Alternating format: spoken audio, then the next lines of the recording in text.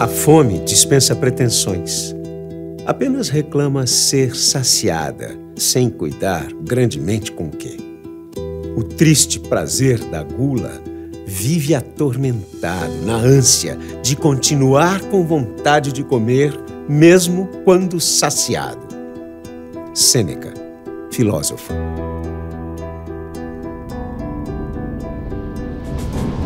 Esta série do Café Filosófico fala sobre os 7 prazeres capitais. Prazeres? Talvez você os conheça como os 7 pecados capitais. Orgulho,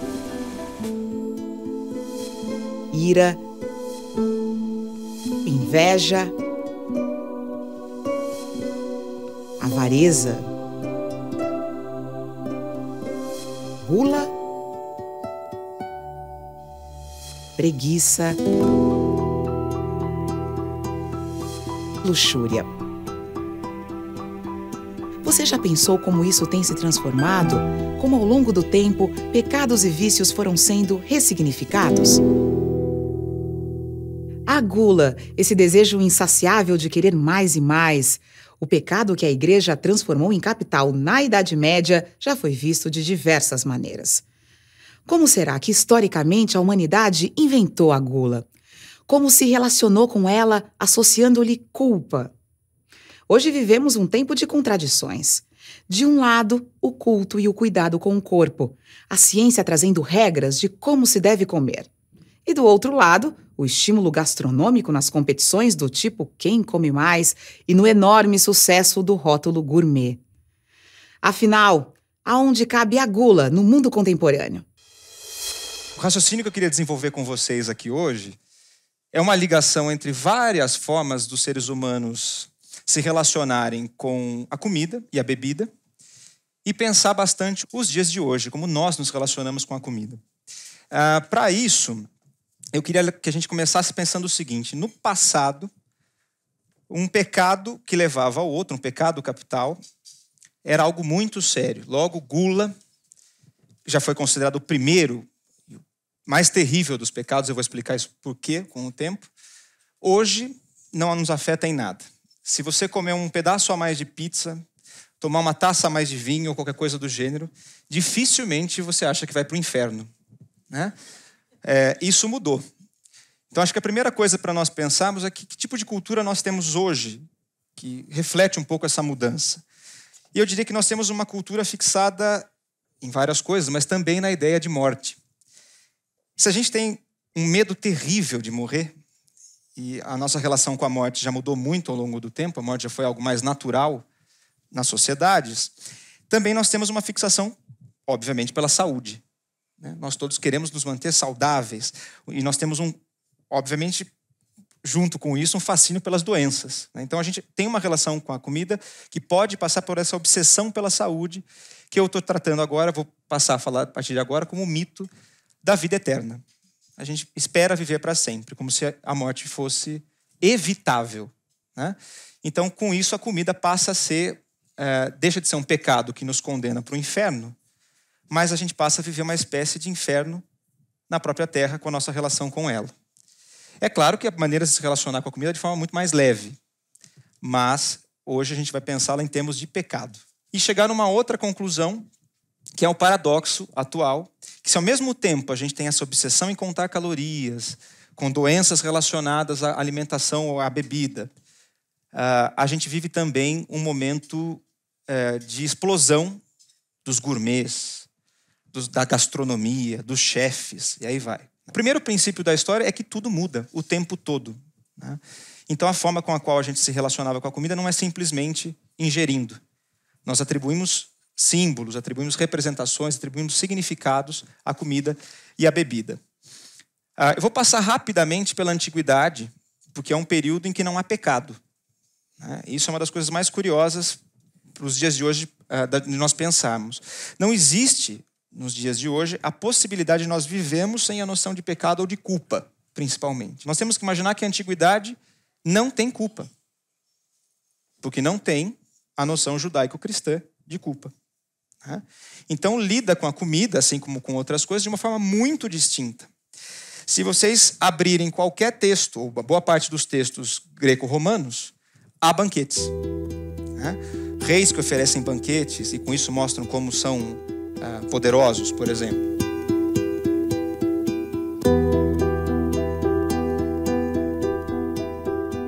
O que existe é uma condenação do excesso, normalmente. Então, um romance, por assim dizer, um texto, na verdade, não é bem um romance como nós entendemos, do Petrônio, século I depois de Cristo, em Roma, Satíricon, tem uma cena que talvez ocupe boa parte do livro, que é um ex-escravo chamado Trimalquião, sentado à mesa, oferecendo um lauto banquete para uma série de pessoas.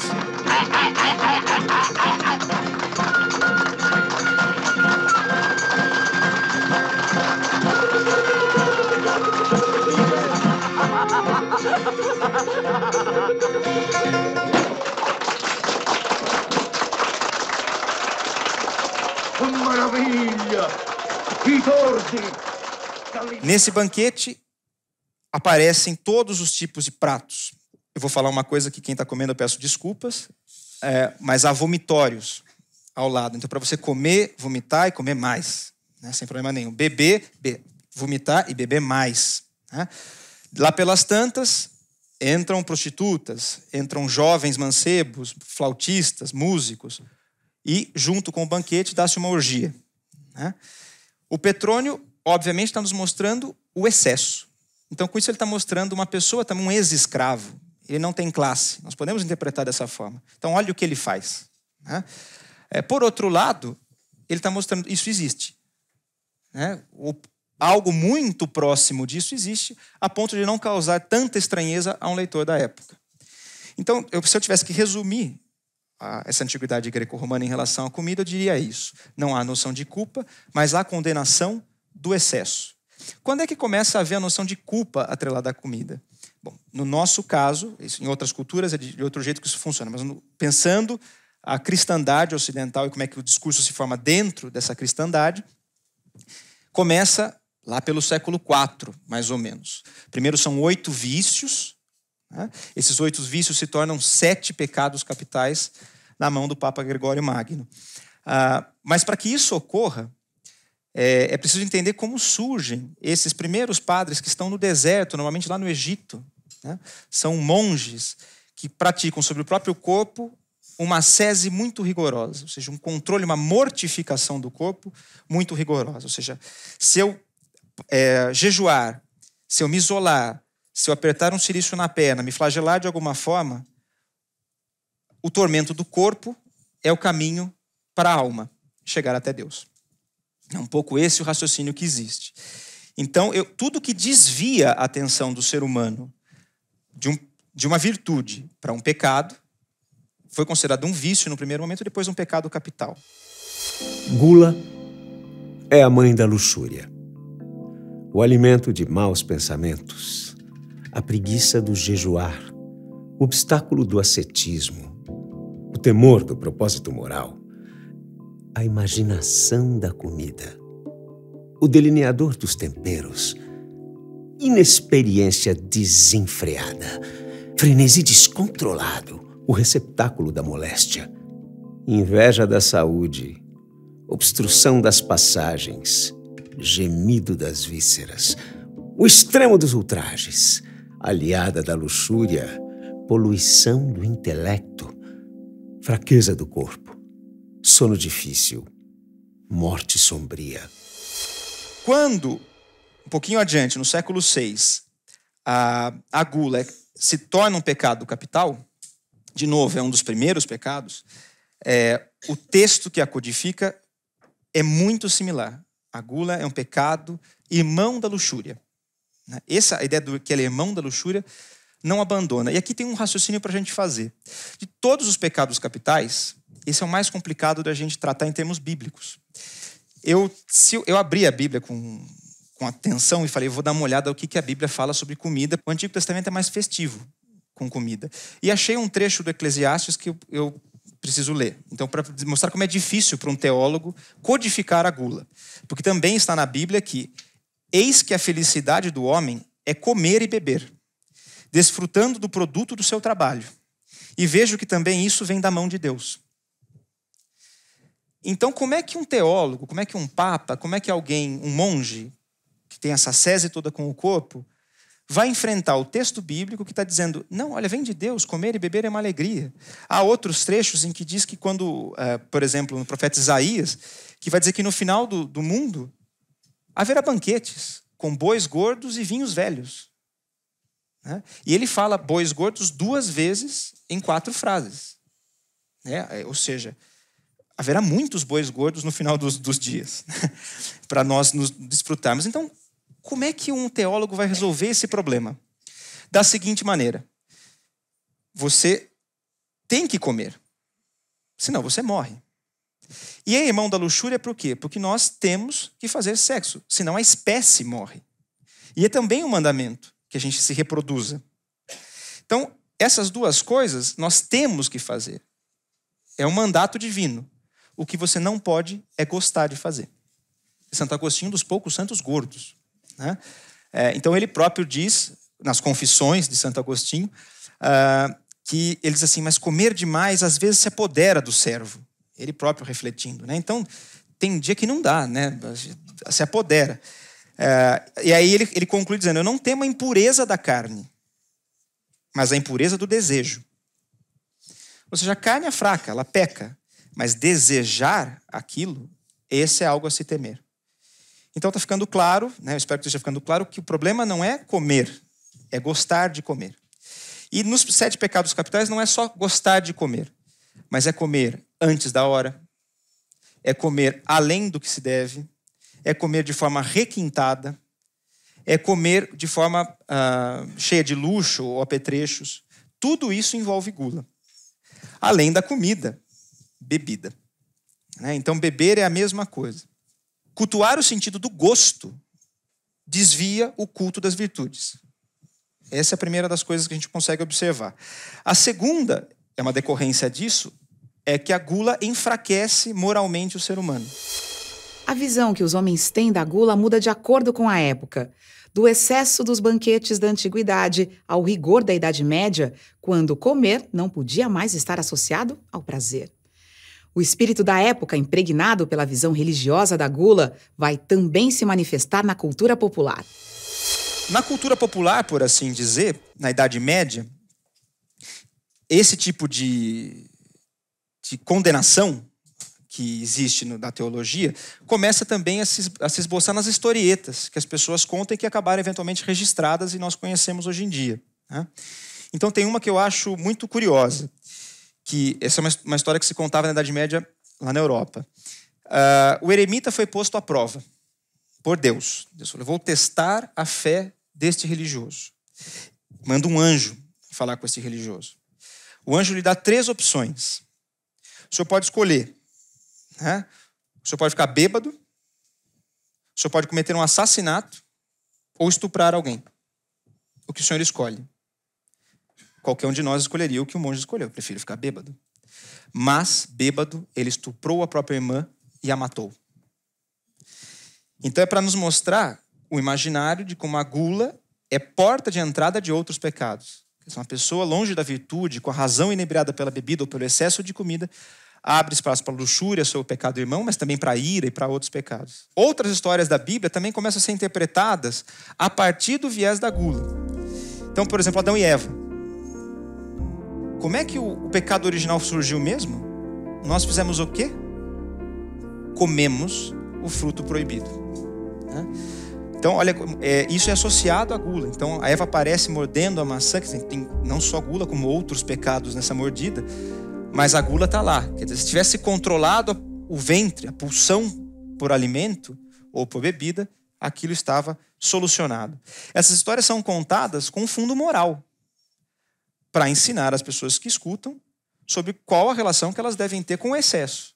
Mas aí a gente pode pensar, mas também não era uma época que se comia pouco? Né? A gente ouve falar tanto em fome, em peste, uma série de coisas que assolam ciclicamente a Europa durante a Idade Média? Sim, é por isso que ao mesmo tempo em que há o sucesso dessas condenações da alimentação, há também a resistência a elas. Também é a época do carnaval. também a época que se inventa, no final da Idade Média, passagem para o período moderno, século XIV, XV, até o século XVI, existe uma lenda que se conta em vários países da Europa, na França, com variações, na Espanha, na Inglaterra e em outros locais, que é o do país da cocanha. Cocanha é o nome de um país imaginário, descrito por um poema francês de meados do século XII, e que seria depois traduzido e adaptado em várias línguas, além de versões iconográficas, o que mostra que sua mensagem sensibilizava os europeus de então. A descrição do país é sucinta, porém eloquente. Ali existe um rio de vinho, metade tinto, metade branco. Ali chove pudins. Ali há gansos assados que voam em direção à boca das pessoas. Ali as casas são feitas de peixes, salsichas e toicinho. Os textos são muito curiosos, porque cocanha fica logo ali, depois de 100 léguas de você não sabe aonde. Então aparece, ninguém sabe. Se você chega até cocanha, você não consegue sair. E se sair, não consegue voltar. Então é cheia do... É óbvio que isso é jocoso, são textos cômicos. Mas ao chegar em cocanha, o alimento se joga na sua boca. Né? Então essas historietas medievais, ou de final da Idade Média e da Idade Moderna, circulam com igual vigor. E eu vou contar a que eu acho a mais interessante de todas, para que fique clara a noção de como a gula é uma porta de entrada para pecados muito piores. Essas vocês encontram no Chaucer, Geoffrey Chaucer, o escritor inglês, no século XIV, nos Contos da Cantuária. Num dos contos, ele vai contar a história, é um padre que está contando a história, e ele vai nos mostrar uma historieta de 3 farristas, por assim dizer, de Flandres. Então, esses 3 farristas passam o dia todo bebendo, comendo, essa é a preocupação deles. E um dia, completamente embriagados, cheios de comida, eles ouvem um barulho, percebem alguma agitação e perguntam o que está havendo. E a pessoa lhes explica. É a morte, que junto com a praga estão devastando a cidade aqui ao lado. Eles escutam os sinos e não sabem se são os sinos da morte. E eles têm uma ideia tipicamente de quem está um pouco alterado. Vamos matar a morte. É hoje. Né? E vão os 3 matar a morte. Então eles perguntam para alguém onde está a morte. E um senhor indica. Está ali, embaixo daquela árvore, naquela direção.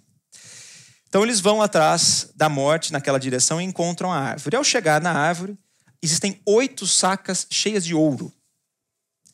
Rapidamente eles se esquecem do propósito inicial e pensam, nós vamos ficar com esse ouro. Mas já está anoitecendo, e para ninguém roubar, é muito ouro, vamos fazer o seguinte, você que é o mais novo, volta para a cidade, e lá na cidade você vai pegar mais comida e mais bebida. E nós vamos dormir aqui, vigiando o ouro. E ficam os outros 2 mais velhos vigiando o ouro durante a noite. Na verdade, os 2 começam a planejar o assassinato do primeiro. Porque ao voltar, a gente o mata e divide um número menor de pessoas. Ficamos só entre nós 2, 4 sacas de ouro, resolve a vida. Né? E o que foi buscar a comida tem a mesma ideia. Enche a bebida e a comida de veneno. Resultado, morrem todos. De fato, eles encontraram a morte. Só que junto, e aqui tem o trechinho, né? Junto eles encontram, lá estará a morte e junto com ela a gula que trouxe indulgência excessiva e com esta a ira, a traição, a estupidez, a avareza, a soberba e o assassinato. Então olha quanta coisa um pedaço de pizza a mais pode fazer, gente. É isso que a gente tem que considerar. Logo, é fácil entender. Jejue é a melhor forma de evitar isso. Né? Então, é só pensar na representação dos santos. Os santos são todos magros. E se nós lemos as agiografias, ou seja, as biografias místicas dos santos, as histórias que são contadas sobre eles, invariavelmente vai se passar pelo fato de comerem de uma forma no mínimo particular. São Francisco, por exemplo, era famoso por lavar o tempero da comida, para não ter o gosto da comida. Ou temperar a comida com cinzas de fogueira. Um determinado dia, diz o seu primeiro agiógrafo, que não resistiu e comeu um pedaço de frango sem tirar o tempero. Ao fazer isso, e frango, especialmente frango assado na Idade Média e no início da Idade Moderna, assado de uma maneira geral, mas o frango é considerado o prato. Então ele comeu justo o frango. Ele vai parar numa cidade, por conta própria, pede para ser amarrado e desfilar na cidade, enquanto a pessoa fica dizendo: olha, este ladrão comeu em vez de dar para os pobres. Então vai se punir. E isso é contado como uma virtude. Santa Clara, sua companheira de hábito, também... O mesmo agiógrafo que escreveu a geografia dele diz que para que o sacrifício fosse mais grato a Deus, privava seu corpozinho dos alimentos mais delicados e, enviando-os às ocultas por intermediários, reanimava o estômago de seus protegidos. Então, em vez de comer, dava comida aos pobres. E a principal de todas, Catarina de Siena. Essa, uma santa do século XIV, que aos 7 anos faz voto de virgindade.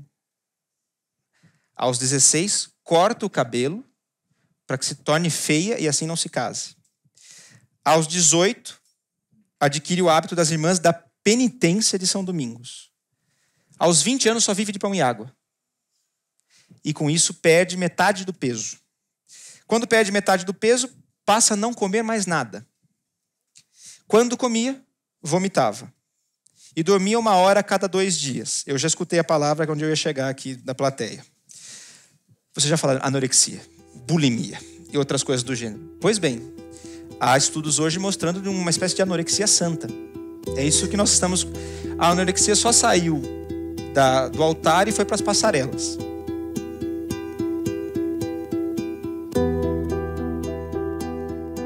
Quando isso acaba? Quando para de ser algo a se copiar ou algo a se emular, né? Uma virtude a se copiar.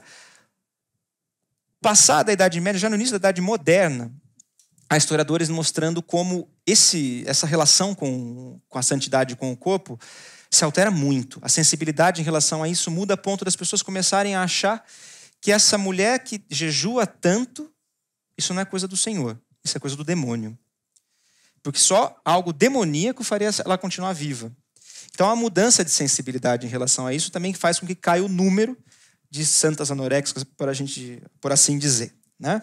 Então, o hábito cai em desuso na igreja. Mas, como eu falei, não é só na igreja que existe mundo. Nas feiras populares, até o século XIX, era muito comum se encontrar as virgens jejuadoras. Quando eu falo feiras, eu penso nas feiras itinerantes, né, que tem de tudo. As trocas todas, não só mercantis, mas também apresentações culturais de teatro e outras coisas. Uma das coisas que se apresentavam eram essas virgens jejuadoras. Veja, meninas que diziam que eram capazes de passar dias sem comer, né, e eram vistas, então, com uma atração, né? O último caso registrado é no século XX.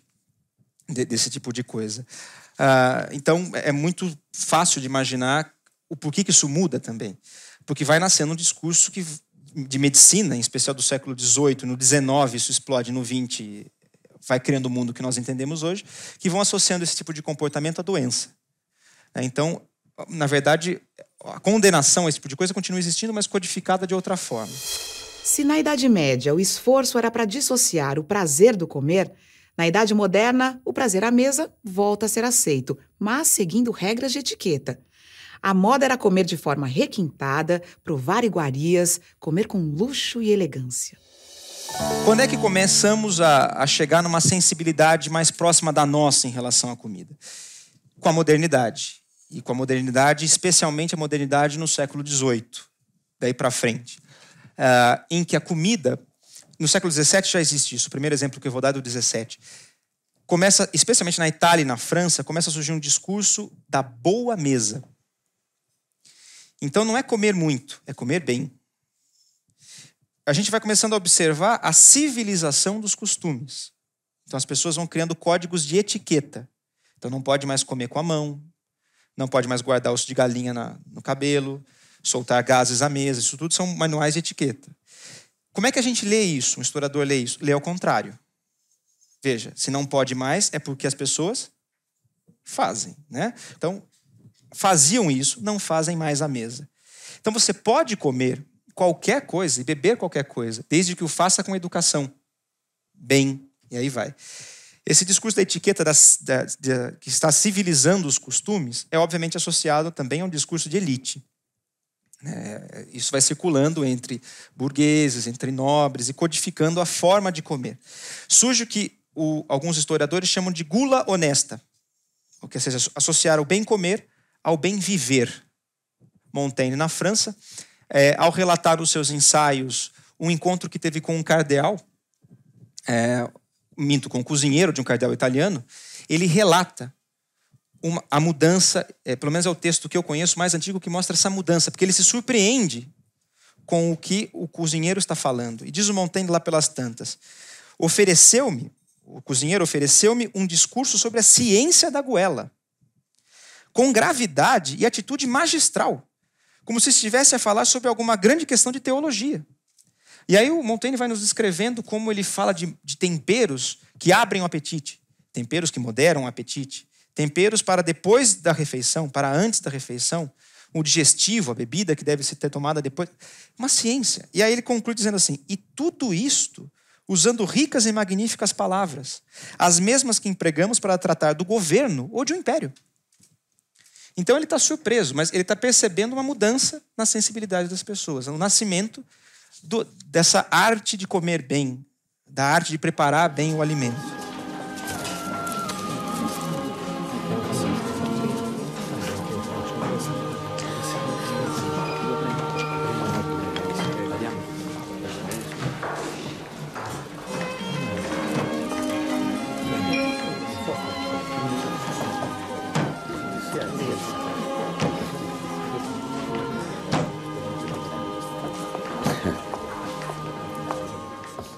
A igreja, nessa época, já não condena com tanta veemência a gula. Tanto não condena que quando, é só um parênteses, os protestantes e católicos começam a se atacar, eles vão mostrando como tem gordos dos dois lados. Martinho Lutero, gordo, então pratica a gula, aí vai. O Papa, gordo, e aí vai. Todo mundo está gordo. Né? Então, o discurso, especialmente entre os católicos, o discurso abranda muito. E em algumas denominações protestantes, não todas. Eu não vou entrar aqui, porque senão não saio mais desse campo. E aí surge a figura do glutão. Né? Veja, o glutão não é mais quem come muito, mas quem come mal. Né? Quem come de forma desarrazoada, sem boas maneiras. Então come com a mão, e aí vai. E até hoje, que criança não ouviu, não coma com a mão, que é feio. Antes podia. Né?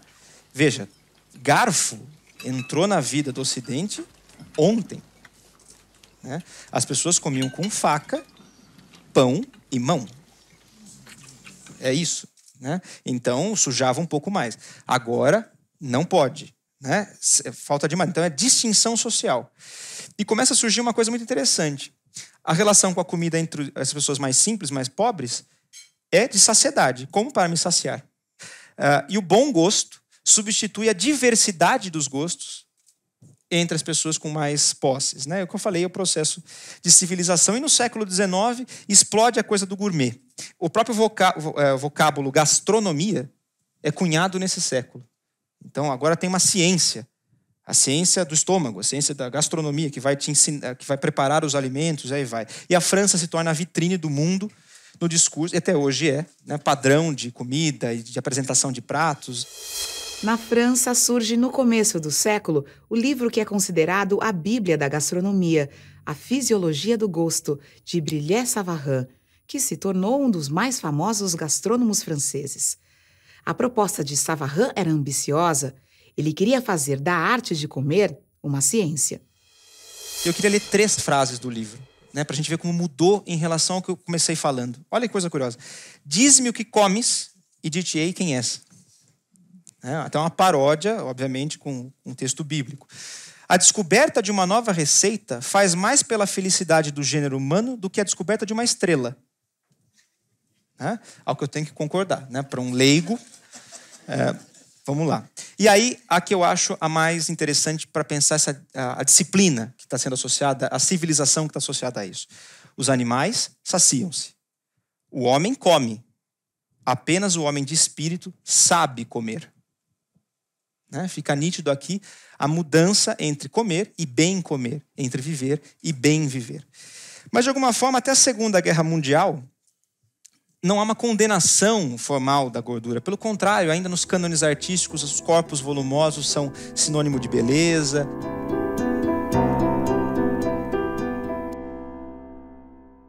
Eu lembrei, a partir da leitura da Francine Prose, que escreve um texto sobre gula muito interessante, do Diamond Jim Brady. Diamond Jim Brady era um empresário americano da era das ferrovias, multimilionário, e completamente exagerado em tudo que fazia. Então, cheio de joias o tempo inteiro, espalhafatoso e muito gordo. Só que isso era visto como sinal também de sua riqueza. Ele costumava dizer com todas as letras que se sentava a cerca de 18 centímetros da mesa e só quando o botão da camisa encostava na mesa que ele se levantava. E aí ele dizia, para chegar nisso são 2 frangos e aí vai. Né? Tem toda a receita. Mas também já existe o discurso do gordo como lento, como preguiçoso, e aí vai. Mas no caso, quando está associado à riqueza, também é sinônimo de fartura. Métricas, controle do corpo, medo da morte. Nos dias de hoje, vivemos um paradoxo onde uma espécie de gula visual é celebrada, mas a gordura é considerada desleixo. É possível identificar uma mudança, então, na sensibilidade em relação à gordura e à comida, à gula, ao glutão, na segunda metade do século XX, no pós-guerra. Né? Em especial nos países desenvolvidos, cresce uma epidemia, na verdade, de obesidade. Isso tem se intensificado muito nos últimos tempos. Né? É um momento, então, no pós-guerra, que ser gordo deixa de significar abundância e passa a significar desleixo, né, de alguma forma. E nasce o que algumas pessoas hoje chamam de lipofobia, né, o horror à gordura em associação a quem é gordo. Junto com isso, nos anos 60 e 70, a gente tem que lembrar que está havendo uma revolução verde nos alimentos, né? Associando-se técnicas de plantio com maquinário, com insumos agrícolas para produzir cada vez mais alimentos e acabar com a fome no mundo. Mas, ao mesmo tempo, isso gera pessoas comendo cada vez mais também. Né? Então, começa a surgir o paradoxo que eu falei no início, para vocês que eram onde eu queria chegar. E aqui, para mim, é quando a imagem deixa de ser completamente... Não tem mais nenhuma conotação religiosa. É uma condenação profana mesmo da gordura. E é só pensar nos anos 60 e 70 com a Twiggy, a modelo Twiggy, que a primeira vez que aparece choca as pessoas de como ela é magra. Não muito tempo depois, surge a Barbie, a boneca, né? Isso é extremamente magra, e aí vai. Então são modelos, e repare como associados a gênero também, né? Começa a surgir também um discurso de que a mulher e doce, mulher com doce não pode, mulher descontrolada com doce, ou criança com doce. Você começa a dizer quem é que comete a gula. Curiosamente, o homem parece que não, né? Então ele é mais racional, a mulher é que comete mais a gula. E junto com isso, preservou-se o discurso do gourmet, do gastrônomo, do chefe. Os chefes hoje viraram celebridades. Na televisão e na internet, nunca vimos tantos programas que se dedicam a falar de gastronomia. E nas livrarias, os livros de receita dos chefs pop são exibidos lado a lado com a dieta milagrosa do momento. Ao mesmo tempo que comer virou algo supervalorizado nos dias de hoje, o excesso de peso é considerado o maior dos inimigos. Se eu trouxesse para vocês uma imagem do século XV de um cozinheiro, ele está sujo na cozinha, ninguém sabe quem é. Ele está só preparando o banquete. Agora ele é uma estrela. Nos anos 60 e 70 começam as publicações que eu chamo de autoajuda e de psicologia barata, que começam a dizer assim, essas pessoas que são muito obesas, os comedores compulsivos, é porque eles sofreram algum abuso. Isso cria um buraco e aí ele precisa preencher o buraco com isso. Ou algum tipo de privação. Passou fome, passou alguma necessidade e agora ele precisa de carinho. E ele não tem carinho, ele come. Por que eu estou dizendo que isso é psicologia barata? Eu sei que todos nós aqui somos perfeitamente saudáveis, ninguém aqui tem nenhum problema. Mas qual de nós também não tem um trauma psicológico? Todos aqui se tornaram obesos compulsivos ou qualquer coisa do gênero, ou anoréxicos, ou que é o outro extremo da coisa? Não. Então é uma explicação monocausal estranha. Então, não estou dizendo que não haja possibilidade disso, mas quando eu atribuo a uma causa única, talvez isso seja um pouco difícil. E junto com isso um discurso de autoindulgência. chopinho a mais, gente. Não mata ninguém. A saideira. Vamos agora aqui. Um pedaço a mais de comida. Tudo é permitido. Né? Porque você trabalhou tanto. Né? Tá cansado, come. Né? Não tem problema nenhum. Veja como a gente fala essas coisas. Você chama um colega para uma festa e não serve comida na festa. Que festa é essa? Você chama alguém para uma festa e não tem bebida. Que festa é essa? Mas, ao mesmo tempo, fulano está comendo, hein? Deve estar com algum problema. Né? Então, isso vai... Reparem o que tem por trás disso. A noção de que o magro é o normal. Esse é o padrão, normal. Se o magro come em excesso, porque naquele dia ele tomou uma a mais, ele comeu um pouquinho a mais, ele deve resolver isso de algum jeito, porque ele é controlado. Então, ele malha. No dia seguinte, ele vai lá e malha. Ou ele toma um shake. Estou numa dieta de shake agora, você vai ver. Para perder uns 2 quilinhos que eu ganhei, tá tranquilo. Mas ele triunfa, né? O magro, de alguma forma, é o resultado do triunfo da força de vontade, porque ele controla o desejo. Então, é interessante começar a pensar como não é mais religioso o discurso. E entender aquilo que eu falei no início, de uma espécie de inferno na terra mesmo. E, em especial, com a questão da gordura. Porque, veja, o gordo é, na minha frente, a imagem do descontrole. Ele me desafia. Se eu sou magro, ele me desafia. E eu descobri um programa chamado Você é o que você come. Brilhar Savarin. Né? Diz-me o que comes, direi quem és. Ela leu. Ou não. É de uma nutricionista escocesa que tortura pessoas no vídeo. Né? Então ela traz uma pessoa obesa e fala, olha o que você come. E monta uma mesa terrível. A pessoa chora. Você não vai mais comer isso. Você vai se tornar magro. Como? Tomando suco de salsão pela manhã. E aí, a pessoa chora, não consegue. Ela aparece, vai lá e dá uma outra bronca. E ao final, ela diz, eu não te disse? O que você não tinha era controle. Você não perseverava, e aí vai. Eu descobri que essa senhora deu uma entrevista... O repórter foi muito inteligente e perguntou para a senhora gosta de maltratar quem tem excesso de peso? E ela responde, eu não teria coragem de fazer isso. O que eu faço é forçar a pessoa a encarar seus problemas pela primeira vez na vida. A última pergunta, é possível ser gordo e feliz? E ela responde, lembra que ela falou que ela não tortura ninguém, né? Ela responde, não. Pode parecer que sim, mas ninguém é feliz estando na lista dos possíveis candidatos a um ataque cardíaco. Só gordo morre de ataque cardíaco. É uma doença que mata gordos. Diabetes só dá em gordo, hipertensão só dá em gordo. Veja que coisa curiosa. Uma das causas de infarto mais comuns é estresse. Mas como nós valorizamos uma sociedade do trabalho, se alguém disser que não está estressado, vai ser confundido com preguiçoso, isso é outro pecado. Eu não conheço nenhuma pessoa que diz assim, eu estou tranquilo. Está sobrando tempo na minha vida. Nossa, eu não sei o que eu faço com o meu tempo. Eu trabalho, mas eu chego em casa, eu tenho tempo, eu relaxo, eu vou ao cinema. Vocês conhecem alguém? Tá todo mundo estressado, todo mundo sem tempo. Eu não sei, trabalhando no final de semana, meu chefe pediu uma coisa, tem que entregar no domingo. Isso mata de infarto, mas é valorizado. Um outro programa chamado The Biggest Loser. Olha a quantidade de programas, gente. O Biggest Loser é perder peso, é o tempo inteiro.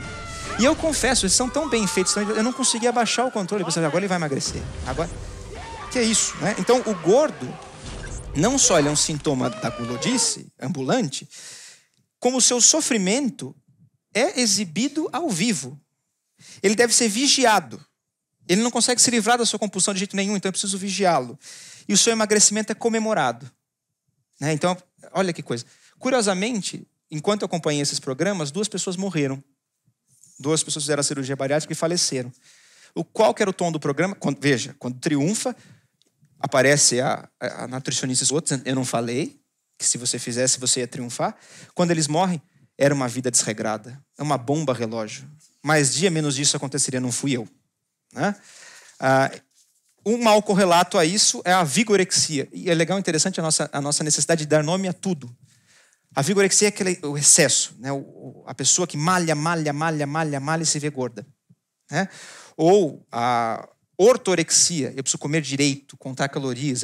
Aquela pessoa que não come mais comida, ela come proteína. né? Ela come carboidrato, né? E aí vai.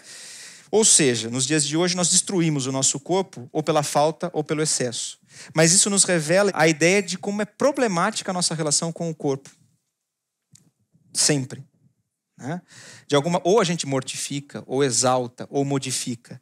Então, se numa ideia de um cristianismo antigo, ascético, o inimigo a ser maltratado podia ser o próprio corpo, hoje eu também continuo fazendo isso, só que não mais de forma religiosa.